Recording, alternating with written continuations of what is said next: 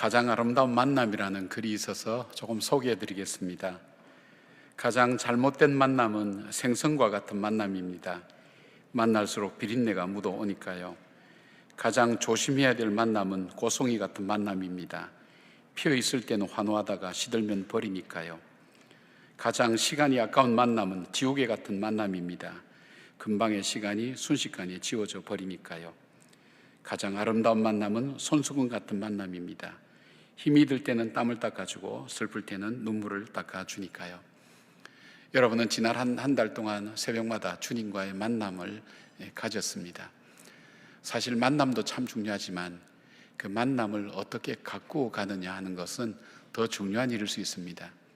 우리가 기도로 세우는 집, 그런 주제를 가지고 우리가 말씀을 묵상하면서 매일매일 우리가 기도로 하나님 앞에 나가는 법을 함께 나누고 주님과 교제하는 법을 배웠습니다. 이제 기도의 집을 세웠는데 이 기도의 집을 세우고 그 다음에 우리가 어떻게 살아야 될 것인가, 그 살아야 될 삶의 모습들을 말씀을 통해서 함께 찾아볼 수 있도록 하겠습니다. 기도의 집을 세운 분들, 우리가 어떻게 기도의 집을 세우고 어떻게 살아야 될까요? 첫 번째로 우리가 쉬지 말고 기도해야 됩니다. 그 이유는 하나님께서 우리에게 기도하라고 명령하셨기 때문입니다. 3절 말씀 보니까 너는 내게 부르짖으라. 내가 내게 응답하겠고 내가 알지 못하고 크고 은밀한 일을 내게 보이리라고 말씀합니다. 사실 이스라엘 백성들을 하나님은 심판하시겠다고 예언하셨습니다. 이들의 죄로 인해서 그들이 가옥과 집과 모든 왕궁을 다 헐어서 갈대안을 막으려고 해도, 즉 바벨론을 막으려고 해도 너희들이 나의 분노 때문에 너희들을 막을 수 없고 포로로 잡혀갈 것이라고 하나님께서 그렇게 했습니다. 하나님 말씀은 그들에게 절망이었습니다. 그들에게 낙심이었습니다. 하나님의 심판의 무서움이었습니다.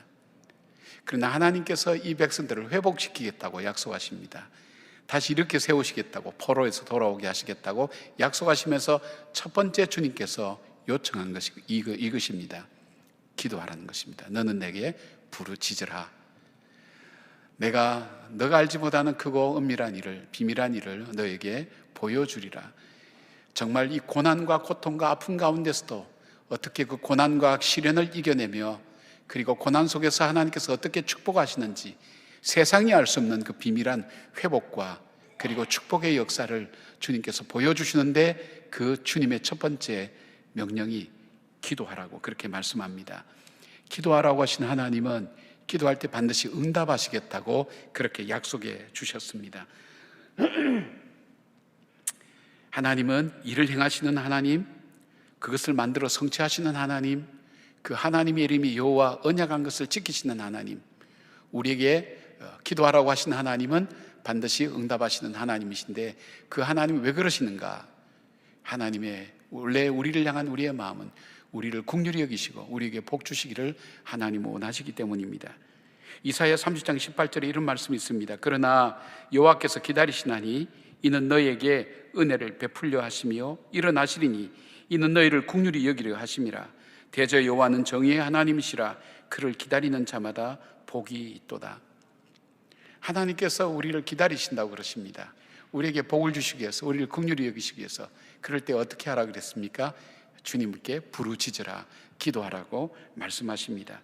자, 하나님께서 그러면 어떤 사람에게 이런 은혜와 자비와 긍휼을 베푸시는가? 에스겔서 36장 37절 보니까 주 여호와께서 이같이 말씀하셨느니라. 그래도 이스라엘 족속이 이같이 자기들에게 이루어 주기를 내게 구하여야 할지라. 내가 그들의 수요를 양떼같이 많아지게 하리라. 하나님께 구하여야 된다고 말씀합니다. 물론 하나님께서는 구하지 않는 것도 우리에게 주실 때가 있습니다만은, 하나님의 언약과 성취 사이에 공통적으로 성경에 나타난 것 보면 반드시 기도라는 과정을 하나님은 거치게 만듭니다.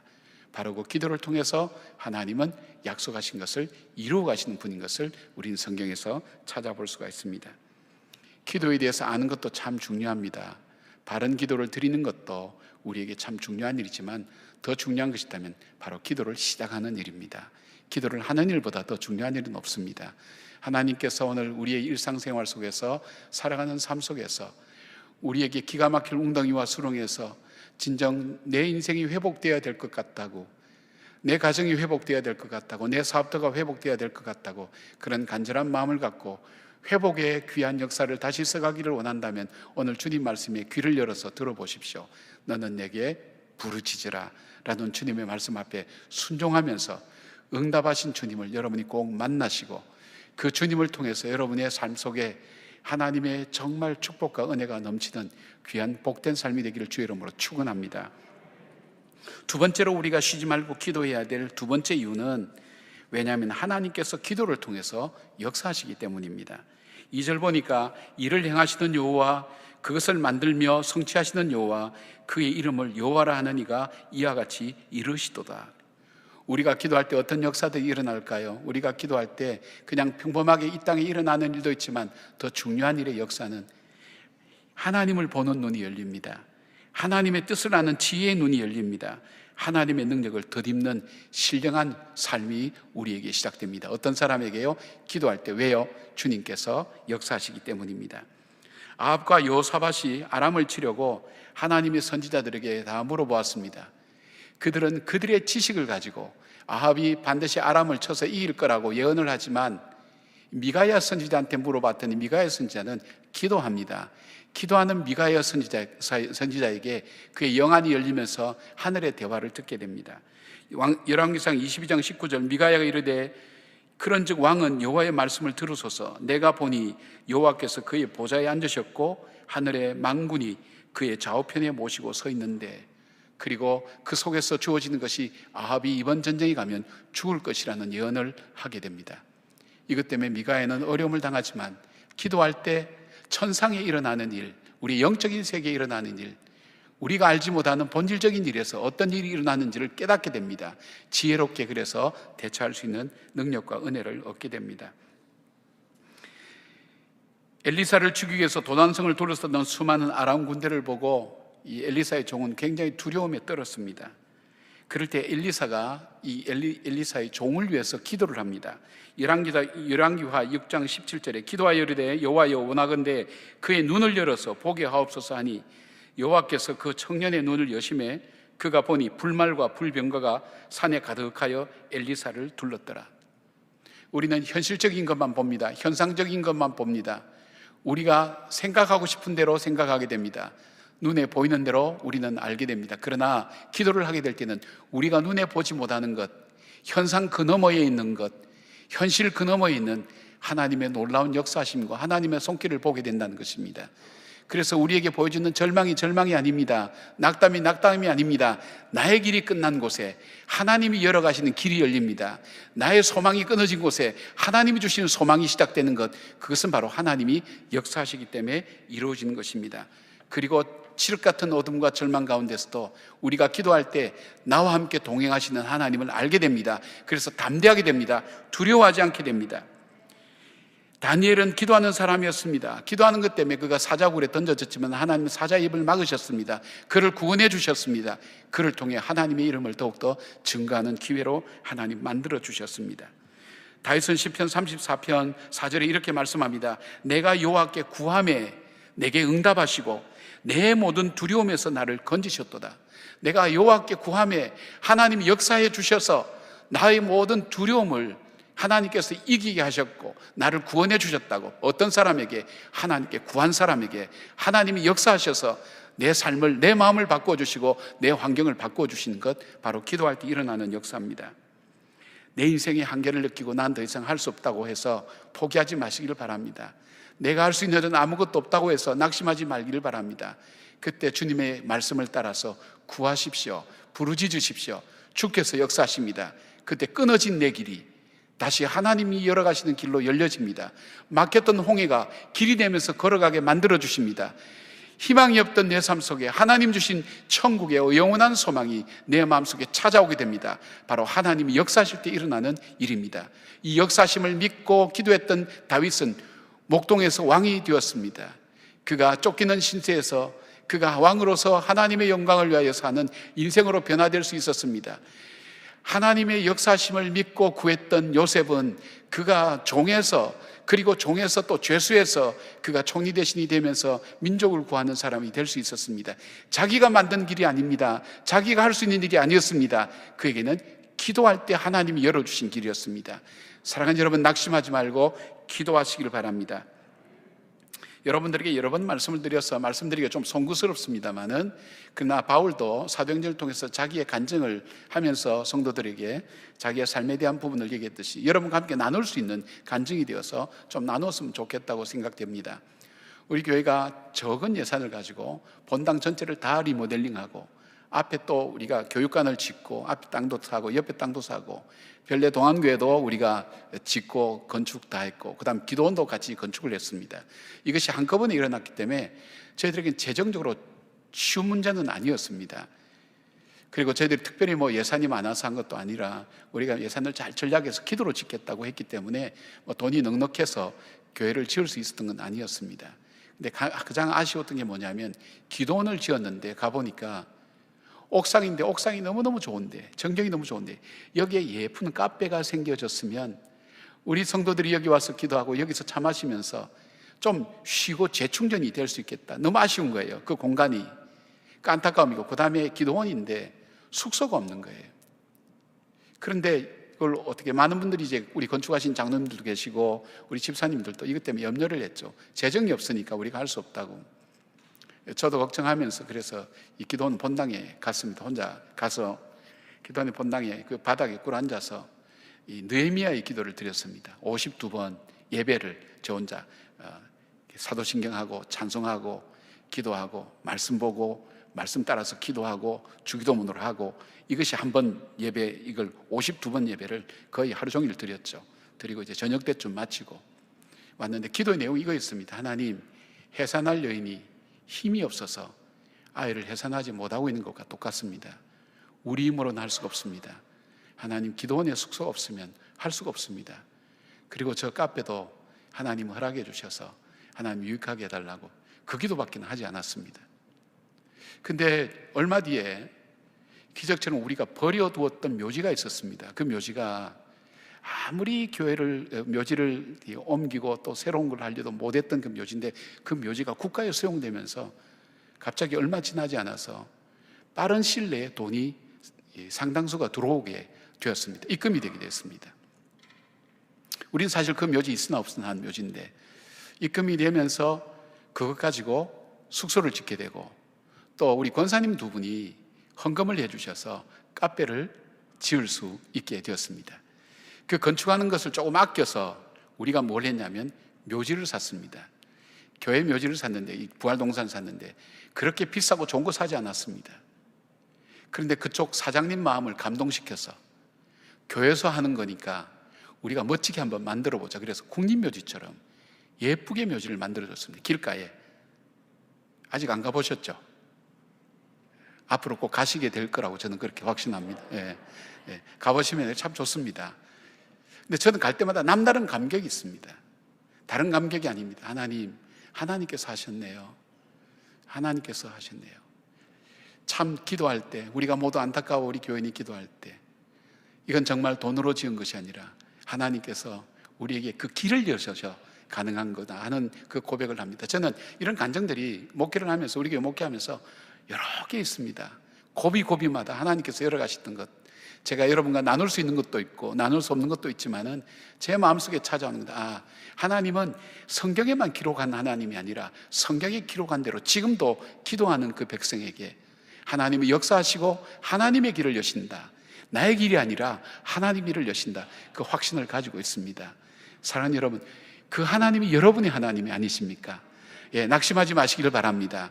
다시 기도 시작하시기를 바랍니다. 주의 길이 열려집니다. 그리고 홍해가 갈라지는 역사를 통해서 새로운 하나님의 삶을 걸어갈 수가 있습니다. 소망 없던 나에게 참 소망을 주시고, 소망 가운데 다시금 하나님을 바라보며 우리의 모든 어두움을 물리칠 수 있는 하나님의 능력을 덧입는 하나님의 사람이 된다고 확실히 믿기를 바랍니다. 주님께서 내가 곧 길이라고 했습니다. 길이 없는 곳에 주님이 길이 되십니다. 내가 진리라고 했습니다. 인생의 기준이 서지 않고 혼미한 가운데서 주님의 말씀 속에 주님께서 우리에게 찾아야 될 참된 분별력을 주십니다. 주님이 생명이 되신다고 하셨습니다. 여러분, 우리에게 생명이 없고 생명이 꺼져가는 심령이 다시 한번 하나님께 엎드릴 때 그 생명을 주시는 그 하나님 믿고 기도의 자리로 나가는 그리하여 주님의 역사를 일으키는 하나님의 사람 되기를 주의 이름으로 축원합니다. 세 번째로 우리가 쉬지 말고 기도해야 될 또 하나의 이유가 있습니다. 그것은 뭐냐면 기도는 영적 전쟁의 승리를 위하여 꼭 필요한 무기이기 때문입니다. 예수 그리스도를 나의 구세주와 주님으로 받아들이면서부터 우리에게 전쟁이 시작됩니다. 내가 원하는 전쟁도 아니고, 내가 시작한 것도 아니고, 내가 하고 싶은 것도 아니고, 그렇다고 해서 내가 끝낼 수 있는 것도 아닙니다. 그것은 사탄이 우리에게 걸어오는 싸움입니다. 성경은 어떻게 이걸 표현하고 있냐면 우는 사자처럼 우리를 어떻게 하든지 넘어뜨리기 위해서 우리에게 주신 하나님의 귀중한 하나님의 자녀의 그 복된 신령한 복들과 하나님이 축복해 주신 것을 무너뜨리고 하나님의 축복된 사람으로 살지 못하도록 우리를 파멸로 몰아넣도록 끊임없이 우리의 약점을 알고 우리의 연약함을 아는 그 사탄은 우리를 넘어뜨려서 하나님께 풍성한 삶을 살지 못하도록 끊임없이 걸어오는 전쟁입니다. 그런데 이제 이 전쟁을 통해서 주님은 이렇게 말씀합니다. 요한복음 10장 10절에 도적이 오는 것은 도적질하고 죽이고 멸망시키려는 것뿐이요 내가 온 것은 양으로 생명을 얻게 하고 더 풍성히 얻게 하려는 것입니다. 우리에게 생명을 얻고 더 풍성한 삶을 어떻게 하든지 우리로 하여금 유혹하고 미혹하든지 해서 파멸로 이르도록 만드는 그 사단의 세력이 우리에게 계속 다가오기 때문에 이 전쟁은 싸우지 않을 수가 없습니다. 대적하지 않으면 이길 수가 없습니다. 나는 싸움하기 싫어, 나는 가만히 있을래, 나는 너하고 싸우기 싫어, 상관없습니다. 그러면 그대로 잡혀먹입니다. 우리가 여기에 지면 무너지게 되어 있습니다. 근데 이 전쟁이 참 어려운 전쟁이라는 것이 뭐냐면 두 가지 요인이 있습니다. 하나는 적이 누군지를 우리는 잘 못합니다. C.S. 루이스가 얘기한 것처럼 사단은 우리에게 거짓말의 전략을 씁니다. 그래서 모든 것 속에 귀신이 있고 마귀가 있다고 믿게 만들어서 두려워 만들든지, 세상에 귀신이 어딨냐 마귀가 어딨냐 그거는 그냥 선절 따라 삼천리에 나오는 거다 이렇게 해서 마귀 존재를 부인하도록 만들면서 마귀의 존재를 생각하지 못하도록 만든다는 것입니다. 그것이 사단의 전략입니다. 사단은 거짓의 압입니다. 그래서 사단이 쓰는 방법, 우리에게 거짓말로 우리의 마음과 생각을 바꿔 놓습니다. 그리고 이간질을 통해서 우리의 마음을 흔들어 놓습니다. 더러운 것으로 인해서 우리의 습관과 우리 행동을 잘못된 길로 가도록 끊임없이 유혹한다는 것입니다. 예수전도단 딘셔만, 그 다음에 또 하나의 어려움이 뭐냐면 이 영적 전쟁의 어려움은 혈과 육에 속한 싸움이 아니라 이 영과의 싸움입니다. 쉽게 말씀드리면 우리가 이 세상을 살아갈 때, 전쟁할 때 필요한 무기나 지식이나 지혜나 돈이나 물질, 이것이 영적 전쟁에는 별로 도움이 안 된다는 겁니다. 우리에게 다른 무기가 있어야 된다는 것입니다. 이 전쟁을 치르기 위해서는 다른 무기가 있어야 된다는 것입니다. 예수전도단 딘셔만 목사님이 이분은 오랫동안 예수전도단 이 코나에서 강의를 하면서 영적 전쟁에 대해서 이분은 강의도 하고 체험도 많이 하신 분입니다. 이분이 연구할 때 사단은 최대의 격전지, 우리를 무너뜨린 최대의 격전지를 세 군데로 잡고 있다고 합니다. 하나는 우리의 생각, 또 하나는 우리의 마음, 하나는 우리 입술. 여러분, 우리의 생각은 세 가지 종류가 있습니다. 하나는 우리에게 하나님께서 창조하실 때 생각하는 능력을 주셨습니다. 그래서 이 짐승의 이름을 지을 수가 있었습니다. 두 번째 생각은 하나님이 주시는 생각이 있습니다. 이건 하나님 주시는 생각이 할 때가 있죠. 하나님 주시는 생각이 있습니다. 세 번째는 사단이 주는 생각이 있습니다. 가룟유다의 마음에, 생각 속에 예수를 팔 생각을 넣었다 그랬습니다. 생각을 넣어줍니다. 영적 전쟁에 참 중요한 건 생각이 참 중요합니다. 내가 내 안에 생각이 떠올랐고 내가 판단되어지고 내가 그렇게 알게 됐다고 해서 그것이 옳다, 맞다, 확신한다, 그렇게 하지 말라는 것입니다. 영적으로 예민한 분들은 이 생각이 어디서부터 왔는지를 찾아보고 살펴본다는 것입니다. 우리의 마음은 뭡니까? 마음은 이 삶의 태도와 감정이 여기에서 시작됩니다. 우리의 삶의 태도를 잡습니다. 사람이 삶의 태도라는 것은 마음의 운전자입니다. 내가 잘못된 길로 계속 내 태도와 내 삶의 자세를 몰고 가면 결국 나는 파멸하게 갈 수 있습니다. 내 삶을 그리 몰고 갑니다.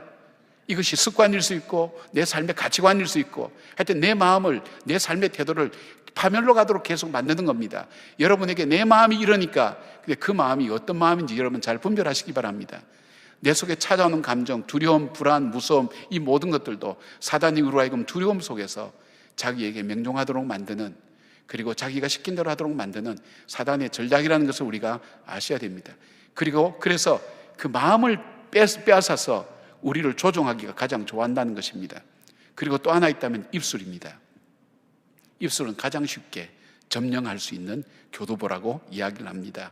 우리가 입술 가지고 사람을 축복할 수도 있고 사람을 저주할 수도 있습니다. 입술에 10초가 인생의 10년이 된다는 얘기가 있듯이 우리 입술 가지고 사람을 살리는 말을 할 수도 있고 죽이는 말을 할 수 있고 낙담시키는 말을 할 수도 있고 얘기 들으면 그 사람들은 소망이 생기는 그런 말도 할 수가 있습니다. 입술 가지고 스스로 망하게 하는 말도 쉽게 할 수 있습니다. 이 입술의 권세, 그래서 욥이 입술로 범죄치 않겠다고 했던 이유는 영적으로 굉장히 뛰어난 사람입니다. 쉽게 사단이 나에게 찾아와서 시험할 때 입술로 하나님을 부인하게 만들고 입술로 하나님의 행하신 것을 부인하게 만들고 내가 잘해서 그렇지 교만하게 만들고 입술로 사람 마음속에 상처와 아픔을 주고 하는 것, 이 사단이 가장 즐겨 사용하는 사단의 전략지가 바로 우리 입술이라는 것입니다. 그런데 이것을 이길 만한 능력이 우리 속에 없는 겁니다. 우리에게는 왜냐하면 그 사단을 이길 무기가 우리에게 없기 때문입니다. 그래서 이 에베소서에 보면 사도 바울이 그렇게 얘기합니다. 우리가 우리에게 있는 것이 아니라 하나님의 전신갑주를 입어야 된다.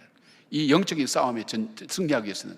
그래서 구원의 투구, 의의 흉배, 진리의 허리띠, 복음의 평안의 신발, 믿음의 방패, 성령의 검, 말씀의 검을 가지고 사단을 대적해야 된다고, 마귀와 대적해야 된다고 그렇게 얘기합니다. 그러면서 그 다음에 18절 말씀에 이렇게 얘기합니다. 모든 기도와 간구를 하되 항상 성령 안에서 기도하고 이를 위하여 깨어 구하기를 항상 힘쓰며 여러 성도를 위하여 구하라. 여기에 항상이라는 단어가 2번이 나옵니다. 모든 기도와 간구를 하라는 것입니다. 우리가 만나는 작은 일을 할지라도 항상 기도와 간구. 저도 이렇게 실수할 때가 참 많습니다. 제가 하나님께 무슨 일을 만나든지 충동적으로 내가 살아왔던 대로 탁 나가면 그것으로 인해서 근심하게 됩니다. 그러나 나가기 전에 하나님, 이 일이 어떤 일입니까? 제가 어떻게 해야 되겠습니까? 하나님께 도움을 구하고 기도할 때 하나님께서 그 일을 분별할 줄 아는 지혜를 주시고 그 앞에 내가 휘둘리지 않습니다. 내 감정이 휘둘리지 않도록 하나님께서 붙들어 주십니다. 유익하게 만들어준 것을 경험하게 됩니다. 그러니까 사도 바울은 모든 기도와 간구를 해라. 근데 항상 성령 안에서 해라. 네가 알고 있는 지식과 네가 판단과 네 경험이 아니라 하나님께서 알려준 성령 안에서 기도를 해라. 그는 우리가 도움을 요청해야 됩니다. 성령님 도와달라고 요청해야 됩니다. 근데 이것이 그냥 한 번만 일이 있을 때만 아니라 항상 깨어서 간구하라는 것입니다. 왜요? 사단은 우는 사자처럼 우리의 틈을 노리기 때문입니다. 그리고 2가지를 더 얘기합니다. 여러 성도를 위해서 기도하라고 얘기합니다. 뭐냐면 영적 싸움은 연합전쟁입니다. 나 혼자 이길 수가 없습니다. 함께 예수 그리스도와 함께, 그리고 예수 그리스도와 함께 살아가는 우리 성도들을 서로가 서로를 위해서 기도하고 보호해 주는 기도를 하라고 그렇게 얘기합니다. 중보기도죠. 그래서 여러분 기도의 동력자를 두는 것이 참 중요합니다. 그리고 또 한 가지, 나를 위해서 기도해달라, 주의 종을 위해서 기도해달라는 것입니다. 사단이 공격할 때 가장 효과적으로 승리를 거둘 수 있는 방법, 주의 종을 치면 교회가 어려워지고 힘들어진다는 것을 잘 알기 때문에 정말 영적으로 껴있는 사람을 집중적으로 공격합니다. 가정에서도 기도하는 사람, 가정에서도 하나님 뜻대로 살려고 할 때, 내가 내 삶 속에서 주님 뜻대로 살려고 할 때 기가 막히게 알고 우리의 마음을 의리의 은혜를 쏟아놓게 만드는 것 할 때 여러분 우연히 오늘 재수가 없네 이렇게 생각하지 마시고 이게 영적 전쟁이라는 것을 의식을 할 수 있어야 됩니다. 그럴 때에 성령께서 우리에게 찾아오셔서 말씀하시고 우리가 요청할 때 응답해 주신다는 것을 보게 됩니다. 기도는 영적 무기가 됩니다. 영적 전쟁에서 승리하기 위해서는 이 기도가 있어야 되고 중보기도가 있어야 됩니다. 우리가 아말렉과의 전쟁에서 주님께서 말씀해 주지 않았습니까? 아말렉과의 전쟁에서 승리할 수 있었던 이유는 기도의 능력이었다. 2번째는요, 중보기도의 능력이었다. 3번째는 연합하여 함께 드린 중보기도의 능력이었다. 바로 기도의 능력 때문에 승리했다고 우리가 배우지 않았습니까? 우리 성도들 위해서, 나는 우리 옆에 있는 성도들 내가 잘 모르는데 여러분 그렇게 생각하지 마시고 누구든지 교회 들어오는 분이 있으면 하나님 저분을 도와주세요. 여러분 그렇게 속으로도 입술로도 기도하는 거 쉽지 않습니까? 저 사람이 누군지 난 잘 몰라요. 그러나 교회 들어와서 우리 성도, 우리 믿음 안에서 한 형제 자매겠지. 주님 저 사람을 축복해 주세요. 어떤 근심과 걱정이 있는지 모르지만 하나님께 해주세요. 그렇게 여러분들 좀 축복해 주세요. 들어오시면서 그 사람이 기도를 받을 준비가 됐으면 그 사람에게 가고 그리고 나에게는 상급이 있고 받을 준비가 못했으면 나한테 돌아온다고 성경에 그리 되어 있습니다. 그러니까 여러분이 올 때 그냥 자리만 찾으려고 이렇게 두지 마시고 들어오시면서 사람 보면 하나님 저분 축복해 주십시오. 저는 종종 길 가다가 우리 뒤로 길 갈 때 청년들 만나면 하나님 저 청년 예수 바로 믿게 해주시고 우리 교회 청년 되어서 찬양하게 해주세요. 그렇게 지나고 갑니다. 그 사람들은 몰라요. 제가 그렇게 기도해요. 우리 성도들 만날 때도 그렇습니다. 특별히 신방 보고서를 보면서 또 신방하면서 여러분이 어려운 상황을 겪게 되면 만날 때마다 여러분은 알지 모르지만 제 마음속으로 하나님 이분의 삶 속에서 어려움을 하나님 지켜주세요. 붙들어 주세요. 건강을 주님 함께 해주세요. 억울한 일 당하지 않게 해주세요. 속상한 일 잘 이기게 해주세요. 여러분 우리 아이들 방 치울 때 그때 가장 많이 엄마들이 신경질 낸다 그래요. 이 방을 치워야 되나 말아야 되나. 그때 어떻게 기도할까요? 하나님 이 방 치우면서 기쁘게 하게 하시고 이 아이에게 좋은 습관이 될 수 있도록 하나님 축복해 주세요. 그렇게 하면 힘들지 않습니다. 근데 이놈의 자식은 내가 매일 해줘도 맨날 입고라가지고 한 번 해서 안 듣고 두 번 해서 안 듣고 지혜비 닮아가지고 뭐 이렇게 얘기하는, 지금 여러분 얘기를 하고 있는 겁니다. 지금 남 얘기 아닙니다. 우리가 생활 속에서 그러기가 쉽다는 것입니다. 그러나 우리의 입술을 축복하는 일에, 함께 기도하는 일에, 연합하는 일에 함께 할 때에 주께서 우리와 함께 하신 것을 보게 됩니다. 사랑하는 여러분, 우리가 영적 패배자가 되면 우리가 낙심이 자주 찾아옵니다. 그리고 용기를 잃어버립니다. 희망을 잃어버립니다. 기쁨을 잃어버립니다. 감사를 잃어버립니다. 감사가 사라지고 기쁨이 사라질 때는 이미 나에게 영적인 공격을 받고 있다고 여러분이 깨달을 수 있어야 됩니다. 영적인 민감함이 있어야 됩니다. 자, 그렇다면 나의 부족은 나의 부족이 아니죠. 환경의 어려움은 환경의 어려움이 아니라 무엇의 부족입니까? 기도의 부족입니다. 사랑하는 여러분, 기도 시작하십시오. 기도로 하나님 역사를 이끌어내십시오. 더 나아가서 기도로 영적으로 승리하는 여러분 되셔서 하나님의 풍성케 하는 은혜, 하나님 주신 생명의 역사, 그것을 통해서 믿음 안에서 살아가는 승리하는 주의 성도 되기를 주의 이름으로 축원합니다. 아멘. 기도하겠습니다. 감사합니다. 주님, 우리에게 기도의 집을 지을 수 있는 은혜를 주셔서 감사합니다. 하나님과의 귀한 관계를 우리가 열어두었사오니 이제 이 관계를 아름답게 가꾸어가는 지혜가 우리 속에 있게 하시고 주님과 기도하며 교제하며 하나님 하늘의 능력을 덧입는 주의 성도들 되게 하셔서 나의 길, 나의 능력, 나의 노력만 찾을 것이 아니라 주께서 열어가시는 길, 주께서 주시는 은혜, 주께서 주시는 지혜, 그것을 의지하며 승리하는 주의 성도들 되게 하여 주시옵소서. 기가 막힐 웅덩이와 수렁에 있는 우리 성도들이 있습니까? 주여 내 발을 들어 반석에 세우시는 하나님의 강권적인 역사와 은혜가 이 시간 역사하여 주시옵고 염려와 근심에서 노임받게 하여 주시옵고 주님께서 함께 하시는 그 은혜를 깨닫고 믿음으로 걸어가는 주의 성도들 되게 하여 주시옵소서. 예수님의 이름으로 축복하며 기도드리옵나이다. 아멘.